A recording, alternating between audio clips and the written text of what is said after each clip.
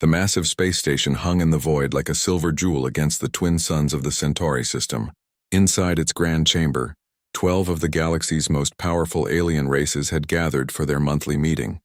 The air buzzed with different languages, and the hum of translation devices as beings from across known space discussed the fate of lesser civilizations. Commander Jake Morrison sat alone at a small table near the back of the chamber. His blue uniform looked plain and simple compared to the elaborate robes and armor worn by the alien delegates around him. He was the only human in a room full of creatures who had ruled the galaxy for thousands of years. At the front of the chamber, a tall crystalline being named Kethvar stood up. His body was made of what looked like living diamond, and when he spoke his voice sounded like wind chimes in a storm. He was from the Zephyrian Empire, one of the oldest races in the galaxy. "We now discuss the primitive species known as humans," Kethvar announced. His tone made it clear he found the topic boring. Their home planet is called Earth, located in a small system they call Sol. A holographic display appeared above the chamber, showing images of Earth's small fleet of military ships. The 12 destroyers looked tiny and crude compared to the sleek vessels the aliens were used to seeing. Several delegates made sounds that Jake recognized as laughter, though it came out as clicks, hisses, and musical notes from their various species. A creature with multiple tentacles and purple skin raised one of its arms. This was Nexus Prime from the Vorthan Collective. When it spoke, its voice was like the sound of rushing water.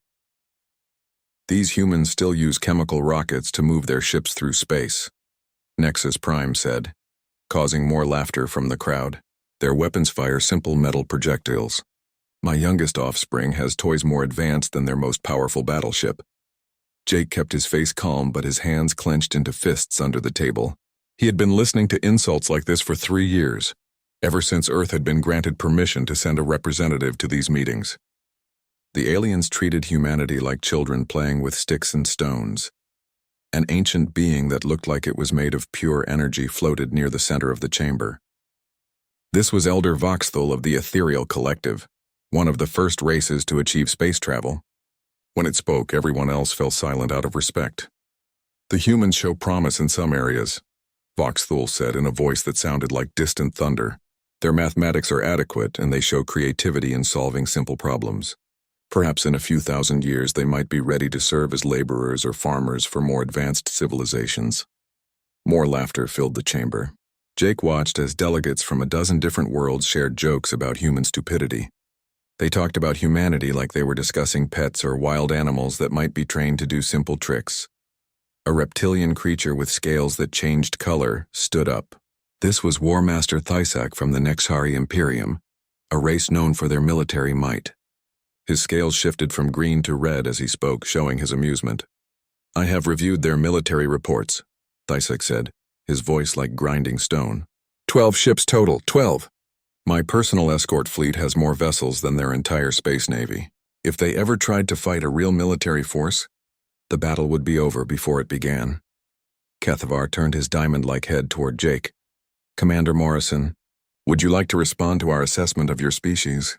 Jake stood up slowly. Every eye in the chamber turned to look at him.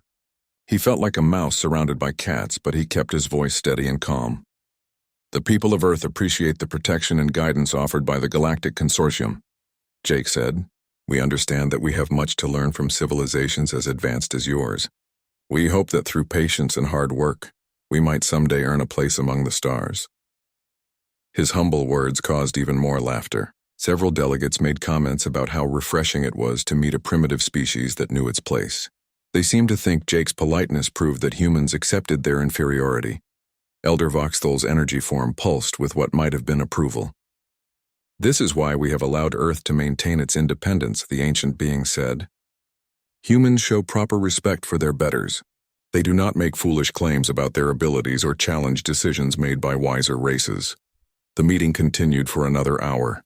Jake listened as the aliens discussed which systems would be open to trade, which conflicts would be mediated, and which species would be allowed to expand their territories. Humanity was never mentioned as having any say in these decisions.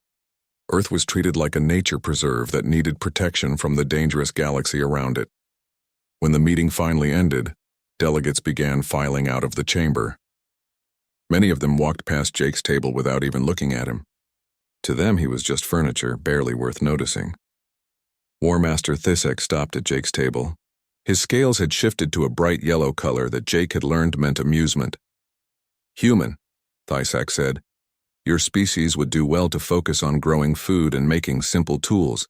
Leave the important work of governing the galaxy to those who understand such complex matters." Jake nodded politely. "Thank you for the advice, War Master. I will pass your wisdom on to my superiors." Thisek's scales flickered with pleasure before he walked away. Soon Jake was alone in the empty chamber. He sat back down and pulled out what looked like a simple tablet computer. To anyone watching, it would seem like he was reviewing notes from the meeting, but the device was much more than it appeared. Every word spoken in the chamber had been recorded. Every insult, every laugh, every dismissive comment had been captured and stored. Jake's calm acceptance had been an act, hiding sensors and recording equipment that the alien security had completely missed. Jake typed a short message into the tablet. "Project Leviathan is authorized. Full recording attached. They will regret underestimating us." He sent the message to a coded frequency that officially did not exist. Somewhere in the depths of human space, people were waiting for this signal. They had been working in secret for years, preparing for the day when humanity would show these arrogant aliens what humans were really capable of. Jake stood up and walked toward the exit.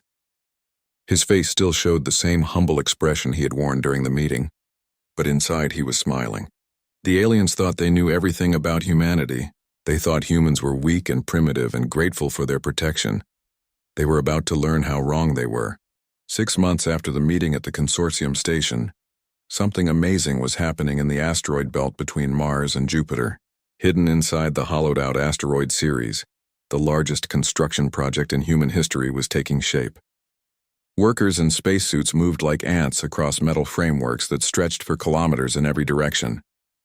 Chief Engineer Lisa Baker floated near the main construction platform, watching as massive hull sections were moved into place. The ship taking shape before her eyes was unlike anything humanity had ever built before. Where human vessels were usually round and smooth, this one was all sharp angles and brutal lines. It looked like it was designed for one purpose: war. "How are we doing on the main power core?" Lisa asked into her radio. The answer came from Dr. Kevin Walsh, who was working deep inside the ship's engineering section. "Better than expected," Kevin's voice crackled through the communication system. "The dimensional resonance chambers are holding steady. Power output is 3 times higher than our best projections." Lisa smiled inside her helmet. For 15 years, Kevin had been studying alien technology recovered from old battlefields scattered throughout human space. Most people thought these artifacts were just scrap metal from ancient wars. Kevin knew better. He had unlocked secrets that the galaxy's ruling races thought were lost forever. The ship they were building incorporated human engineering with technology reverse-engineered from these alien artifacts. The result was something that should not have been possible. According to every physics textbook, the power core alone should have torn itself apart. Instead, it hummed with energy that could power a small city. "Lisa, we've got visitors coming," called out Ben Carter from the sensor station. "Captain Rodriguez's transport just cleared the outer marker." Lisa looked toward the main airlock. Captain Alex Rodriguez was finally arriving to take command of their secret weapon. She had heard stories about Rodriguez for years. He was the man who had won the Battle of Europa Station with only 2 damaged frigates against a pirate fleet of 12 ships. He was known for finding solutions that nobody else could see. The airlock cycled, and Rodriguez floated into the construction area. He was a tall man with graying hair and eyes that seemed to take in everything at once. When he saw the ship for the first time, he stopped moving and just stared. "My God," Rodriguez whispered. "It's beautiful." The USS Titan's Edge was indeed impressive. At 800 meters long, it was twice the size of humanity's largest destroyer. Its hull was covered with weapon ports and sensor arrays that bristled like the spines of some great metal beast. Unlike the elegant curves favored by alien ship designers, every line of the Titan's Edge spoke of purpose and power. Lisa floated over to meet the captain. "Welcome aboard, sir. We're about 80% complete. Weapon systems are installed and tested. The main drive is ready for initial trials." Rodriguez nodded, but his attention was focused on the ship's primary weapon system. The quantum cascade array ran along the ship's spine like a massive cannon. It was based on technology recovered from a Vorthan battlecruiser that had crashed on Titan 50 years ago. Human engineers had spent decades figuring out how it worked. "What's our firepower rating?" Rodriguez asked. Dr. Walsh joined them, his face excited behind his helmet's visor. "Theoretical maximum is enough to punch through any known shielding system. The quantum cascade effect bypasses conventional defenses entirely. When we fire this thing, it won't just hit the target. It will hit the target in multiple dimensions simultaneously." Rodriguez raised an eyebrow. "And you're sure it won't tear us apart when we use it?" 97% sure," Walsh replied cheerfully. "I've won battles with worse odds," Rodriguez said. "What about the crew?" Lisa pulled up a holographic display showing personnel assignments. "We've got volunteers from across the Colonial Defense Force. Former pirates, military rejects, civilian engineers. Everyone who was told they weren't good enough for regular service but proved themselves anyway." The crew of the Titan's Edge was indeed an unusual collection of people. There was Kate Phillips, a navigation officer who had been discharged from the regular Navy for being too creative with flight paths. Ben Carter had been kicked out of weapons school for asking too many questions about why human armaments were so much weaker than alien designs. Across the ship, similar stories played out among the crew. "Why did you volunteer for this assignment, Captain?" Lisa asked. Rodriguez was quiet for a moment, watching welding sparks dance across the ship's hull. "Because I'm tired of being laughed at," he said finally. "I'm tired of watching alien delegates treat humanity like we're children playing with toys. It's time to show them what we're really capable of." As they spoke, long-range sensors began detecting movement in the outer solar system. A consortium patrol fleet was conducting what they called routine exercises near the edge of human space. The alien ships moved in perfect formation, their hulls gleaming with advanced armor and weapon systems. "They're testing us," Rodriguez said, studying the sensor readings. "Seeing how we react to pressure." Lisa looked worried. "Are we ready for this?" "The ship isn't even completely finished yet." Rodriguez studied the tactical display. The consortium fleet consisted of 12 heavy cruisers led by a massive battleship called the Eternal Dominion. According to intelligence reports, that ship alone could destroy Earth's entire official fleet without taking significant damage. "How long until we can launch?" Rodriguez asked. "Another week for final systems checks," Lisa replied. "Maybe 5 days if we skip some of the safety protocols." "Skip them," Rodriguez ordered. "If that fleet decides to make an example of humanity, we need to be ready to respond." Dr. Walsh looked nervous. "Captain, if we rush the final preparations and something goes wrong, then we die fighting instead of kneeling," Rodriguez said simply. "I'd rather risk failure than guarantee surrender." Over the next 4 days, work on the Titan's Edge proceeded around the clock. Crews worked in shifts that stretched for 18 hours. Safety margins were calculated and recalculated. Weapon systems were tested and retested. The ship that emerged from Ceres looked like humanity's answer to a hostile galaxy. Its angular hull was covered in armor plating that incorporated materials from a dozen different alien wrecks. Its weapon systems combined human ingenuity with alien technology in ways that should have been impossible. On the 5th day, Rodriguez gave the order to power up the main systems. Deep in the ship's core, the dimensional resonance chambers came online for the first time at full power. Energy readings spiked beyond anything in human experience. For a moment, the laws of physics seemed to bend around the ship.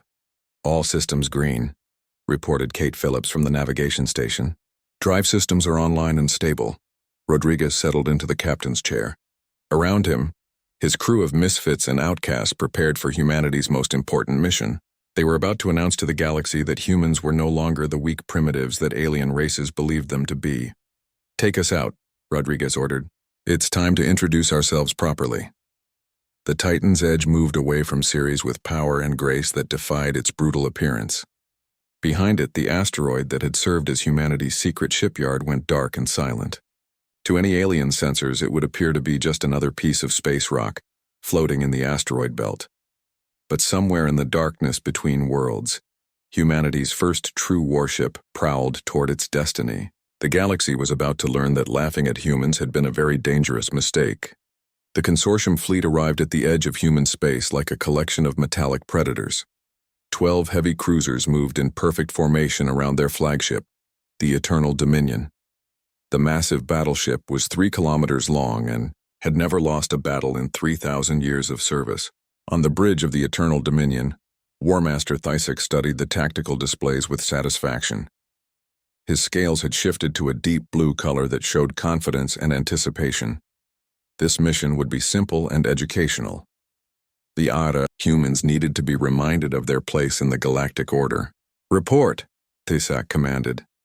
"We are detecting the standard human patrol ships," replied his sensor officer, a younger Nexari whose scales showed nervous green patterns. 5 destroyers holding position near their orbital defense platforms. They appear to be waiting for us. Thysic's scales flickered with amusement. 5 destroyers against his battle fleet. It was almost insulting how little effort the humans were putting into their defense.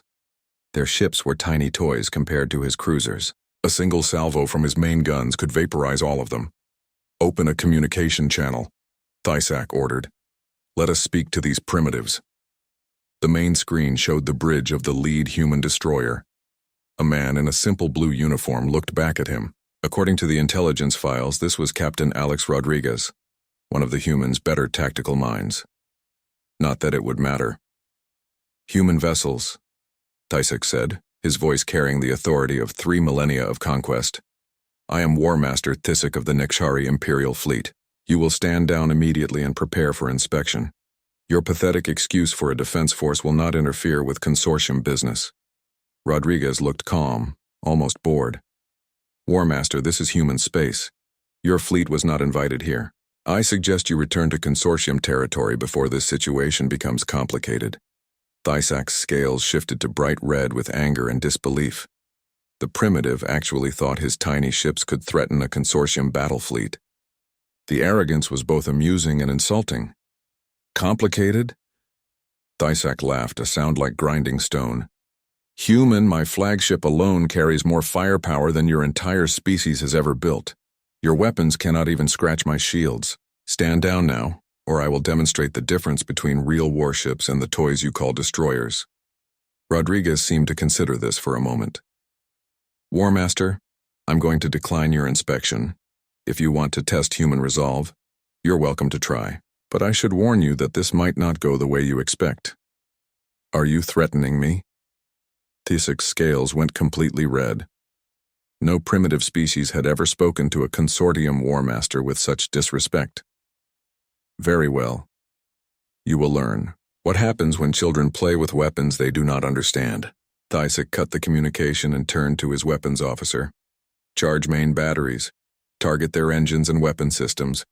I want them disabled, not destroyed. They will serve as an example to other species who forget their place." Krimbar, the consortium fleet, massive energy weapons began charging. The ships moved into attack formation with the precision of a military force that had conquered half the galaxy. Their shields shimmered with protective energy fields that could stop anything the humans might fire at them. The human destroyers held their position, looking pitifully small against the consortium warships. Their crude kinetic weapons and simple shields were completely outmatched. This would not be a battle, it would be a demonstration. "All weapons charged and ready," reported the weapons officer. "Fire," Thysic commanded. Beams of pure energy lanced across space toward the human ships. The first salvo struck with devastating accuracy, overwhelming the destroyers' shields and tearing into their hulls. Explosions bloomed in the darkness as human vessels took damage they could not hope to repair. But instead of surrendering, the human ships returned fire. Their primitive kinetic rounds bounced harmlessly off the consortium shields, exactly as Thysic had expected. The humans were brave. He would give them that. Brave and stupid. "Sir," his sensor officer called out. "I'm detecting a massive energy signature approaching from behind the human moon." Thysic looked at the tactical display. Something was moving toward them from the shadow of Earth's satellite. The energy readings made no sense. No human ship should be able to generate that much power. "Identify that contact," Thysic ordered. "Unknown configuration," the sensor officer replied, his scales showing confusion. "The power output is beyond anything in our databases. It's larger than our heavy cruisers but smaller than a battleship." Thysic felt the first stirring of unease. The humans had been hiding something from the galaxy. But what could primitives possibly build that would concern a consortium war master? The communication system activated, and Captain Rodriguez's voice filled the bridge. But now he sounded different. Confident. Almost amused. War Master Tysak, Rodriguez said. You wanted to see what humanity is capable of. You wanted to test our resolve and demonstrate our weakness. Very well. Allow me to introduce you to the USS Titan's Edge. A ship emerged from the moon's shadow like a nightmare made of metal and energy. It was unlike anything Tysak had ever seen. Where consortium vessels were elegant and flowing, this thing was all brutal angles and aggressive lines. Weapon ports covered its hull like the eyes of some massive predator. Impossible, Tysak whispered. Humans do not possess the technology to build such a vessel. The Titan's Edge moved with purpose and power that defied its appearance. Energy readings from the ship exceeded theoretical maximums for any known propulsion system. Its weapon signatures were completely unknown to consortium databases. Sir, the sensor officer called out urgently, I'm reading massive power buildup in their primary weapons array. Energy output is beyond anything we've encountered. Tysak stared at the human warship in disbelief. For 3,000 years, the consortium had maintained dominance through superior technology. Their weapons were the most advanced in the galaxy. Their shields were impenetrable. Their ships were invincible. All ships, target that vessel, Tysak commanded. Maximum firepower. Destroy it before it can fire. The consortium fleet turned its attention to the Titan's Edge. 12 heavy cruisers and a battleship focused their weapons on the single human ship. Enough firepower to destroy a small moon erupted across space. But something impossible happened. The energy beams that should have vaporized the human vessel simply disappeared when they struck its hull. The Titan's Edge continued moving toward them, completely unharmed. Shields holding. Rodriguez's voice came over the communication system. Our turn. The quantum cascade array along the Titan's Edge's spine began to glow with energy that hurt to look at. Power readings spiked beyond anything the consortium sensors could measure. Space itself seemed to bend around the human weapon as it prepared to fire. Evasive maneuvers, Tysak shouted. All power to shields. But it was too late. The Titan's Edge fired, and reality screamed. The beam that erupted from the human ship did not behave like any weapon the consortium had ever encountered. Instead of being stopped by the Eternal Dominion's shields, it passed through them as if they did not exist. The energy struck the battleship's hull directly, tearing through armor that had protected the vessel for 3 millennia. Alarms blared across the consortium flagship as damage reports flooded in. Hull breaches on 12 decks, main power grid fluctuating, shield generators offline. The impossible had happened. A human weapon had actually damaged the pride of the Nexari fleet. Tysak stared at the tactical display in shock. His scales had gone completely white, a color that showed fear among his species. For the first time in his life, he was facing an enemy that could actually hurt him. Sir, his communications officer called out. Captain Rodriguez is hailing us. On screen, Tysak said quietly. Rodriguez appeared on the main display and now he was smiling. War Master, I believe you wanted to see a demonstration. That was just our opening shot. Would you like to see what our main guns can do to your remaining ships? War Master Tysak stared at the tactical display in disbelief. His flagship, the mighty Eternal Dominion, showed damage across multiple sections. Alarms continued to sound as his crew struggled to understand what had just happened. For 3,000 years, no enemy weapon had been able to penetrate their shields. The humans had done it with a single shot. Damage report, Tysak commanded, his scales flickering between white fear and red anger. Hull breaches on 12 decks, his damage control officer reported. Main power grid is down to 70%. Shield generators 2 through 7 are offline. Sir, their weapons somehow bypassed our shields completely. Tysak looked at the human warship on his screen. The Titan's Edge hung in space like a metallic predator, its weapon ports glowing with energy that should not have been possible for such a primitive species to generate. How? He whispered. How do they possess such technology? Captain Rodriguez's voice cut through the bridge communications. War Master, you seem surprised. Did you really think humanity would remain weak forever? We've been watching you, learning from you, studying every piece of alien technology we could find. On the bridge of the Titan's Edge, Captain Rodriguez watched the consortium fleet with cold satisfaction. His navigation officer, Kate Phillips, monitored their enemy's movements while weapons specialist Ben Carter prepared the next salvo. "Sir," Kate reported, "the enemy cruisers are trying to form a protective formation around their flagship. Should we target the escorts first?" Rodriguez considered their options. The consortium had built their entire military strategy around technological superiority. Their ships were designed to overwhelm primitive enemies, not fight opponents who could match their capabilities. "Negative," Rodriguez decided. "We target their command ship. Take out their leadership and the rest will lose coordination." Ben Carter's hands moved across his weapon controls. Quantum cascade array charging to full power. Target locked on the Eternal Dominion's primary command section. War Master Thisak watched his escorts move to protect his flagship. His cruisers were powerful vessels, each one capable of destroying Earth's official fleet. But against this human monster, he was no longer confident in their abilities. "All ships concentrate fire on that human vessel," Thisak ordered. "Everything we have. Burn it out of space." The consortium fleet unleashed a devastating barrage. Energy beams from 12 heavy cruisers struck the Titan's Edge simultaneously. The space around the human ship became a storm of destructive force that should have vaporized any known vessel. But the Titan's Edge continued, moving through the barrage as if the alien weapons were nothing more than flashlights. Its hull absorbed impacts that would have crippled battleships. Whatever technology the humans had developed, it was beyond anything the consortium understood. "Impossible," Thisak breathed. "Their defenses are ignoring our most powerful weapons." Dr. Kevin Walsh monitored the ship's systems from the engineering deck. The dimensional resonance shields were performing better than his wildest calculations had predicted. The alien energy weapons were being redirected into parallel dimensions where they could cause no harm.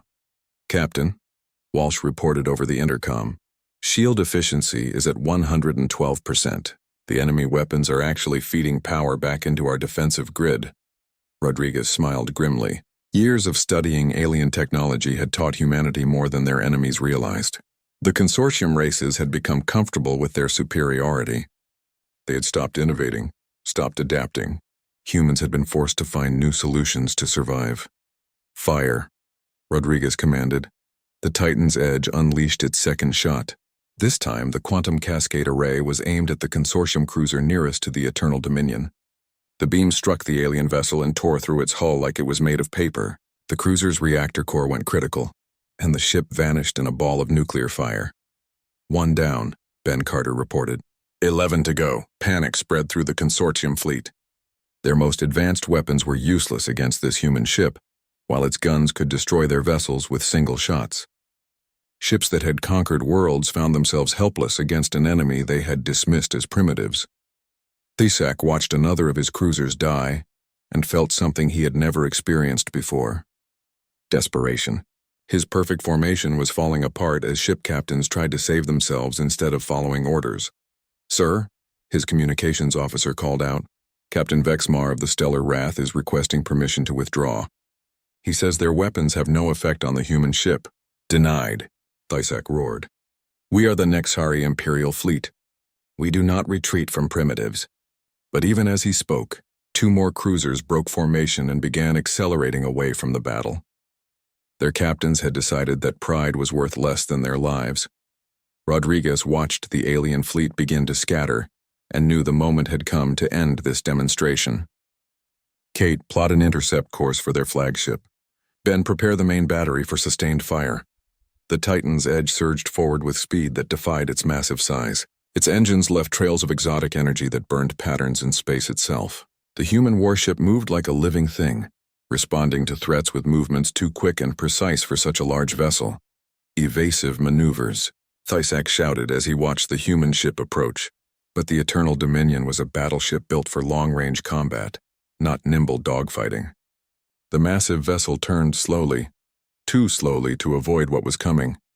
Kate Phillips had plotted their course using gravitational anomalies as weapons.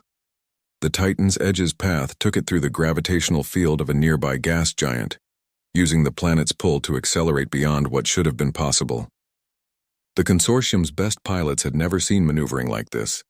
"Sir," Ben Carter reported, "I have a clear shot at their main bridge." "Take it," Rodriguez ordered.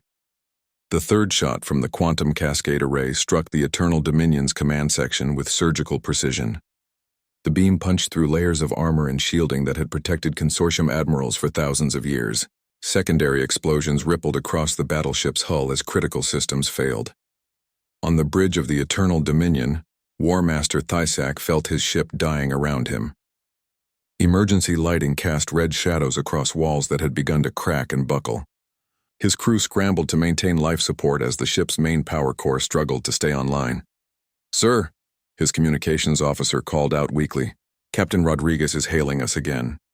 Thysak looked at the main screen, which now showed static and damage. Rodriguez's face appeared through the interference, calm and professional. "War Master," Rodriguez said, "I think you've seen enough. Your fleet is beaten. Your flagship is crippled. You have a choice now. You can continue this fight and watch your remaining ships die, or you can withdraw and report what you've learned here today." Thysak's scales had gone completely white. Around him, his bridge crew waited for orders. The proud warrior who had conquered star systems found himself facing defeat by a species he had considered barely worthy of notice. "What do you want?" Thysak asked quietly. "Recognition," Rodriguez replied. "Humanity has earned its place among the stars. We're tired of being treated like children. We're tired of being laughed at. And we're tired of being threatened by those who think might makes right." Rodriguez paused, letting his words sink in. "Tell the consortium what happened here today. Tell them that humans are no longer the weak primitives they thought we were. Tell them that the next time they want to test us, they should bring a bigger fleet." Thysak looked at his tactical display. Half his fleet was gone or fleeing. His flagship was barely functional. The human ship that had done this damage hung in space nearby, its weapons still glowing with deadly energy. "This is not over," Thysak said.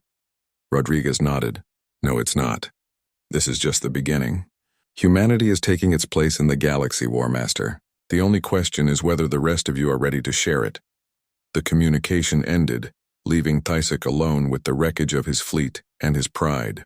The Eternal Dominion began a slow retreat toward consortium space, trailing debris and distress signals.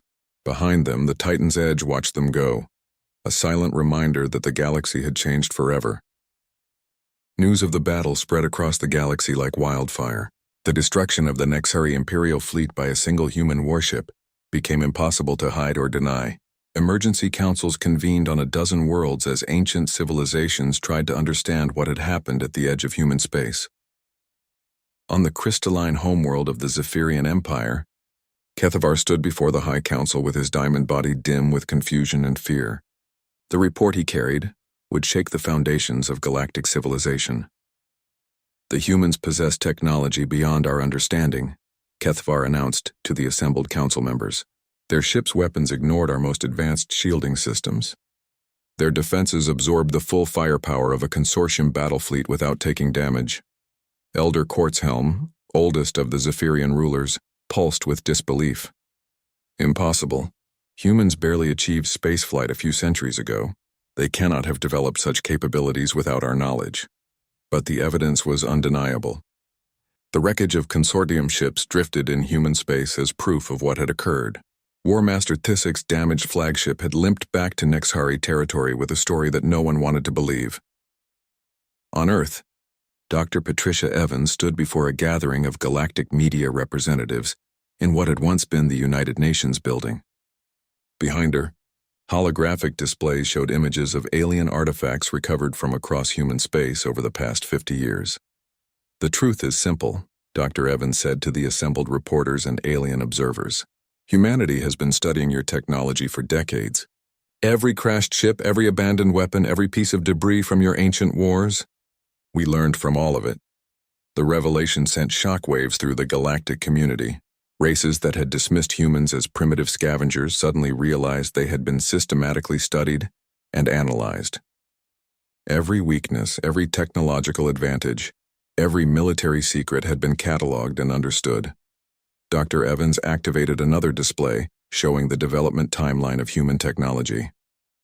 "While you laughed at our simple ships and basic weapons, our best scientists were unlocking the secrets of dimensional physics, quantum mechanics, and energy manipulation.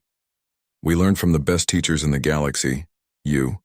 The political implications rippled outward like cracks in glass. On worlds throughout consortium space, younger species began asking uncomfortable questions. If humans could hide such advanced capabilities while appearing primitive, what other secrets might the lesser races be concealing? On the Vorthan homeworld, Nexus Prime floated in an emergency session with other collective leaders. The multi-tentacled being that had once compared human weapons to children's toys now faced a crisis of confidence. Our intelligence networks failed completely, Nexus Prime admitted. For 50 years we believed we knew everything about human capabilities. We were wrong about everything. Similar scenes played out across the galaxy.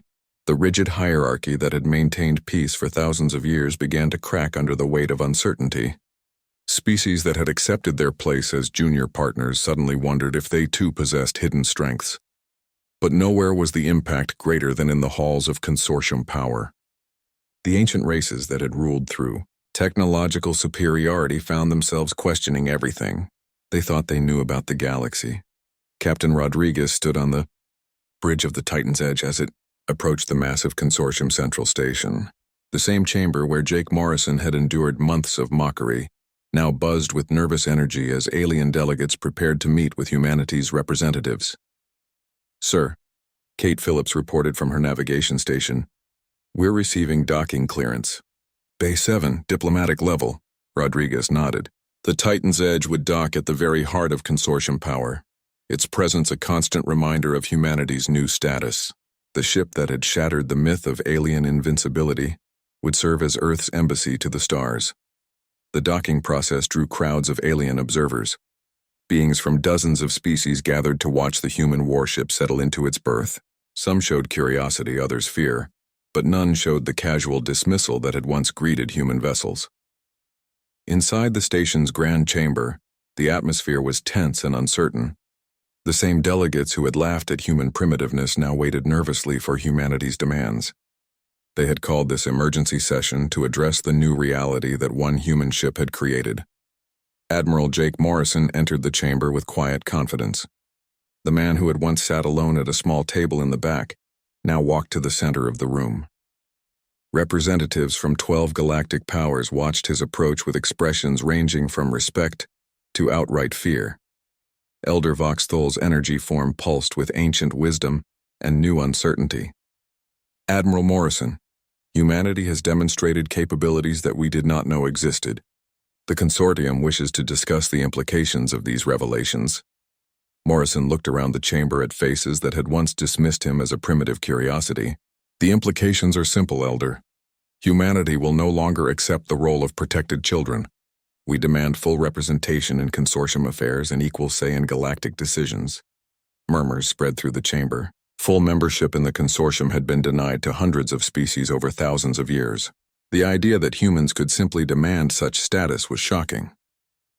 War Master Thysak, his scales still showing the pale colors of recent defeat, spoke from his place near the front of the chamber. "And if the consortium refuses your demands?" Morrison's expression remained calm, but his words carried the weight of demonstrated power. "Then humanity will make its own decisions about galactic affairs. The age of asking permission is over, War Master." Kethfar's crystalline form flickered with agitation. "You cannot simply declare yourselves equal to civilizations that have existed for millions of years. There are protocols, procedures, traditions that must be observed. The same traditions that kept humanity locked out of real decision-making for decades," Morrison asked. "The same procedures that treated us like pets to be protected rather than allies to be consulted? Those traditions died when the Titan's Edge demonstrated what humans are really capable of." The chamber fell silent as the full implications of Morrison's words sank in. Humanity was not asking to join the existing order. They were announcing that they would create their own order if necessary. Elder Voxthol's ancient voice carried resignation and perhaps a touch of admiration. "What exactly are humanity's terms for continued cooperation with the consortium?" Morrison activated a holographic display that showed star charts and territorial boundaries, equal representation in all consortium decisions, access to all trade routes and scientific exchanges, and recognition that human space is sovereign territory, not a nature preserved to be protected by our betters. The terms were reasonable, but revolutionary. For the first time in galactic history, a younger species was negotiating with the ancient powers from a position of strength rather than supplication. As the debate continued, reports arrived from across human space. The Titan's Edge was not alone. Long-range sensors detected massive construction projects throughout the Sol system. Humanity had built not just one advanced warship, but an entire fleet. The revelation that humans possessed multiple vessels of such capability changed everything. This was not a lucky accident or a single breakthrough. This was a systematic military buildup that had been hidden from galactic observation for years. Morrison watched the alien delegates absorb this information with satisfaction. The Titan's Edge was just our introduction to galactic society. The rest of humanity's fleet is currently conducting training exercises throughout our territory.